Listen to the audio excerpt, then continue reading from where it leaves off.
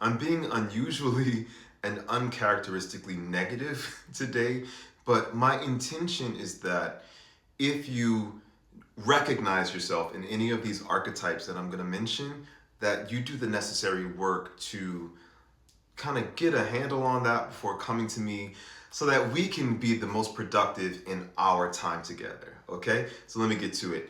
We begin with my favorite, the I know this already. There are those of you who will pay me hundreds of dollars to show up and take all of your lesson time, if I let you, to tell me everything that you think you already know.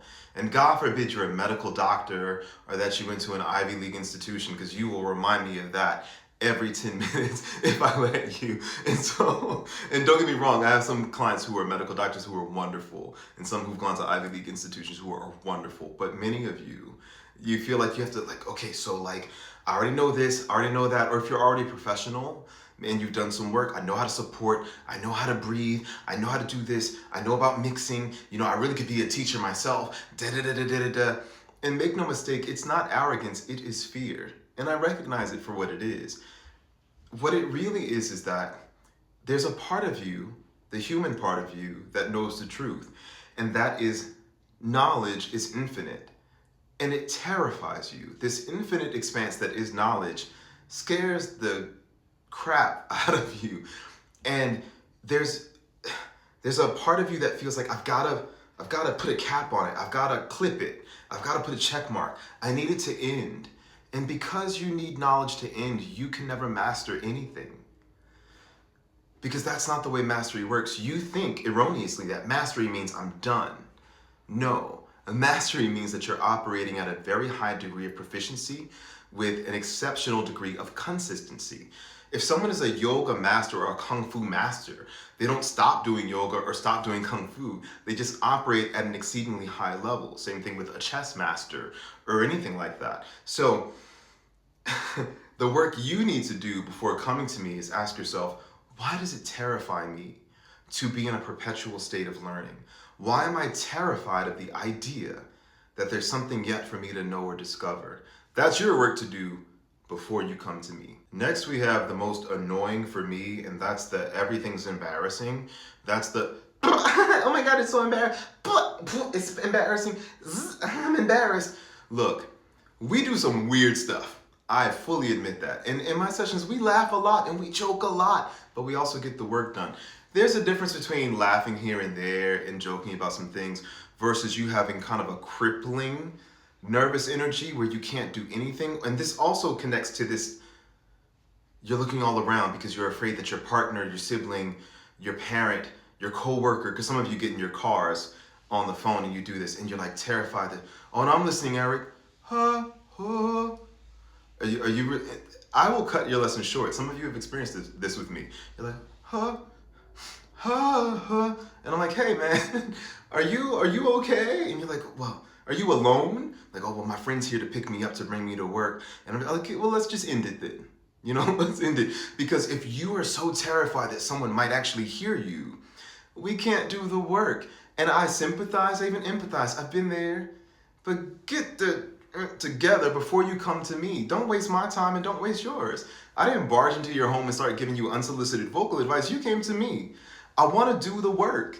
I don't have time for you to, I'm terrified that someone might see me existing. I'm willing to totally throw away my hopes and dreams and all my enjoyment of life as long as I can preserve and avoid someone possibly saying a negative or critical thing about me. Let me just hide and dim my light forever. No, fix that and then come to me. The perpetual non-practicer. So let's make that a word. Look, we're all humans living life. Sometimes we go through things. I have clients who sometimes a family member is sick, or they're going through a thing at work, or they're going through a mental health thing and they can't practice. I totally get that. I'm not trying to be like extreme with this. But there are some of you who, if I let you, 6 months, 2 years, you will go every lesson never practicing. It's self-sabotage. Again, I get it. You're not a bad person, but that's work you need to do. You need to work with a somatic therapist, maybe a trauma specialist, maybe a psychologist. But I'm a voice teacher, you know? And so if you show up and you never practice, sometimes I'll say, oh, we can't work on belting or we can't work on this and that because your fundamentals aren't there. And you'll apologize, like, I'm so sorry. It's not a punishment. It's not about what I think of you. It's that your body literally can't facilitate the technique because you never did the work. So much of the technique that I teach operates under the principles of like fitness. So like I can't go to the gym with like the super muscular gym bros and lift what they lift because I have like the heart for it. Like I have to gradually build my strength. Same thing with vocal training. There are certain vocal feats that you can't do if you haven't done the work, like repetition plus time. You got to get your reps in to build the muscle. You can't just have it because you just really, really want to with all your heart. This isn't a Disney movie. You've got to actually do the work in real life.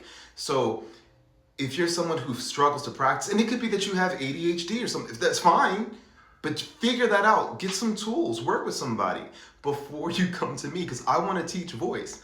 I don't want to just take up time, chatting with you because you didn't practice. So do your practice. Last group is the referral group. They're referred to me by doctors or by managers. I used to get referrals from labels, but labels don't really train artists anymore. So now it's like managers or doctors.